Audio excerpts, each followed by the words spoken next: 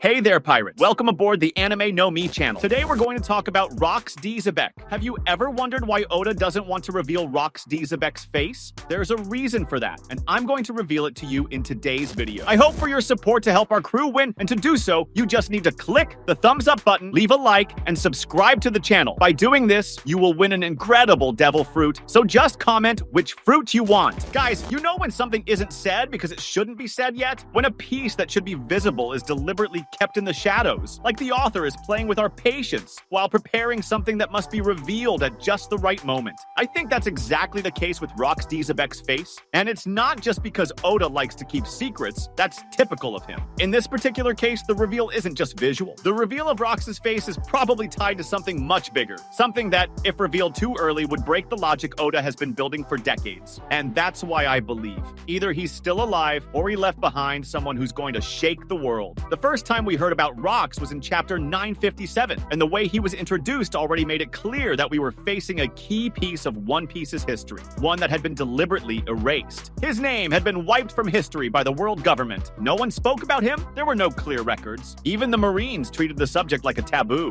His crew, a true historical nightmare. Whitebeard, Kaido, Big Mom. The only one missing was Gol D. Roger himself, and even then he'd be the least terrifying of the bunch. But the strangest thing of all is that, despite all this narrative weight, Rox's face was never shown. All we got was a silhouette, a shadow with messy hair and a smile that looked more like a threat than a human expression. The question that's been hammering in my mind ever since is, why hide the face of a character who supposedly died over 30 years ago and should now be nothing more than a legend? Why, with so many images and flashbacks of old characters shown clearly, is this the only one that remains in the shadows? It's as if showing his face would ruin a huge surprise. As if his face were too recognizable, too familiar. And that's where things get serious. Maybe Rox didn't die in the God Valley incident. Maybe the version we were told isn't exactly what happened. Maybe what they said, that Roger and Garp teamed up to defeat him, wasn't the victory the world thinks it was. Maybe he was captured. Maybe he was sealed. Maybe he was transformed into something else. Because Oda doesn't lie, but he also doesn't tell everything. And when he hides something this intensely, it's because that something has the power to change the game. Chapter 1091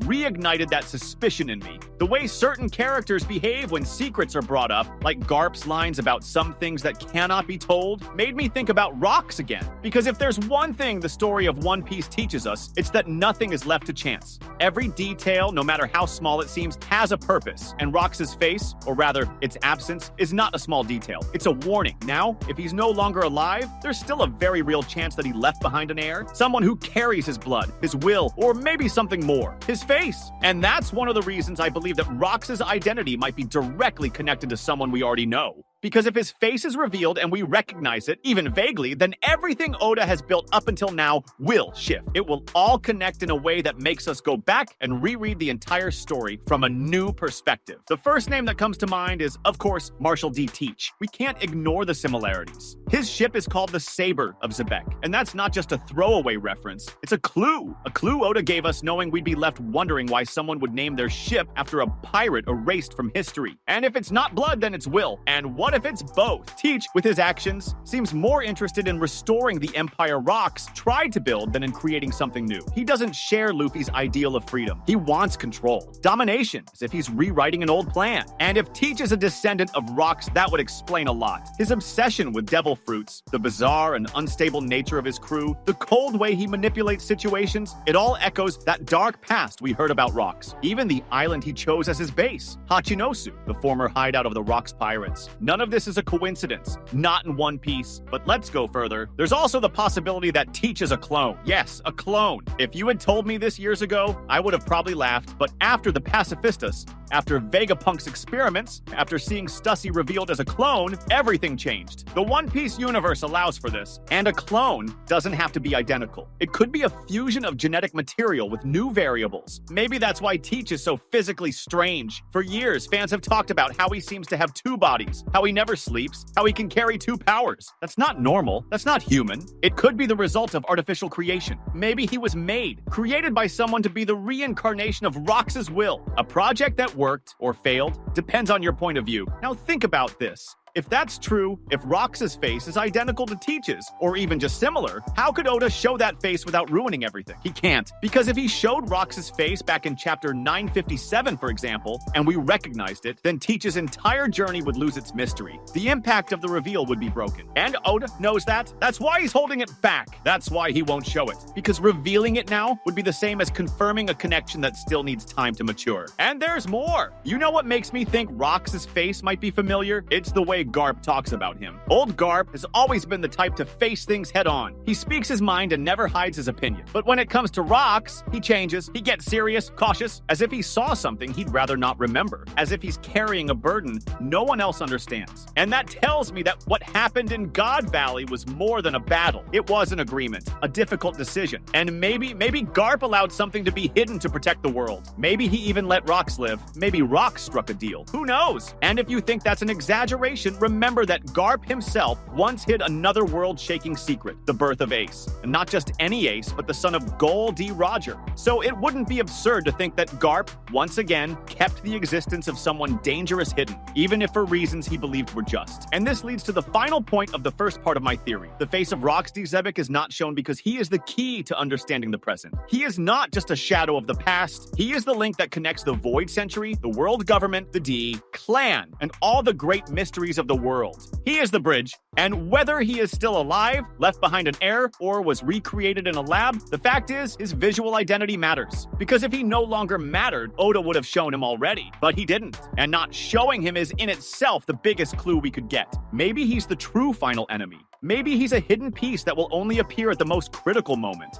Maybe he's behind Imu, or maybe he is the reason Imu exists. I don't know. I just know that if Oda is hiding that face until now, it's because when we finally see it, it'll be impossible to ignore what it represents. Rox D. Xebec was not an ordinary pirate. His ambition went far beyond gold, glory, or freedom. He wanted to rule the world, something that even the most powerful pirates in history avoided declaring openly. Gol D. Roger sought freedom. Whitebeard wanted a family. Kaido and Big Mom, territorial power. But Xebec wanted total hegemony, an absolute dominance that directly challenged the world government. It's no wonder his name was erased from history. Now look at Teach. Since his introduction, he has distanced himself completely from the traditional pirate ideology of the series. He doesn't fight for freedom like Luffy. He doesn't value camaraderie like Shanks or Whitebeard. Teach wants power. He wants to dominate, manipulate, rewrite the structure of the world. He doesn't just want to find the One Piece. He wants to control the world that will be shaped after the truth is revealed. Sound familiar? It's not just narrative coincidence. It's the echo of an ambition that once tried to consume the world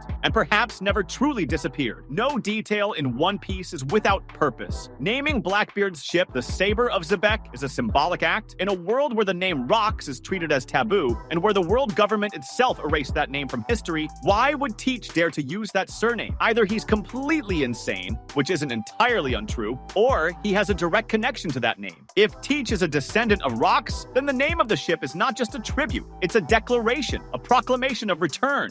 A way of telling the world, even subtly, that Rox's plan didn't die, that it lives. And perhaps lives through him. If he's a clone, or something even more complex, the name could be a password, a genetic code, or an embedded memory. A symbol that he's not just inspired by Xebec. He is Xebec, in some form the world has yet to understand. Hachinosu is not just any island. It's a living relic from the era of the Rocks. It was there that the crew originated, where chaos took shape, and where the seed of rebellion against the world was planted. And that's where Blackbeard chose to rule. This return is no coincidence. Teach could have taken any territory. He could have expanded like Kaido or Big Mom, but he went back to the point of origin, to the cradle of chaos, as if claiming something that had always been his. Is that choice a coincidence, or a memory inherited? A recollection imprinted in his DNA, or programmed into his being? Science in One Piece makes this possible. With Vegapunk, clones, genetic engineering, replicated memories, none of this is out of reach. If Stussy is a clone with her own memories, who's to say Teach isn't an earlier project, a darker experiment created far from the light of official science? That was today's content. We hope you liked it and want to share your opinion on the subject. Don't forget to share the video, give it a thumbs up, and I'll see you in the next video. Take care and stay amazing.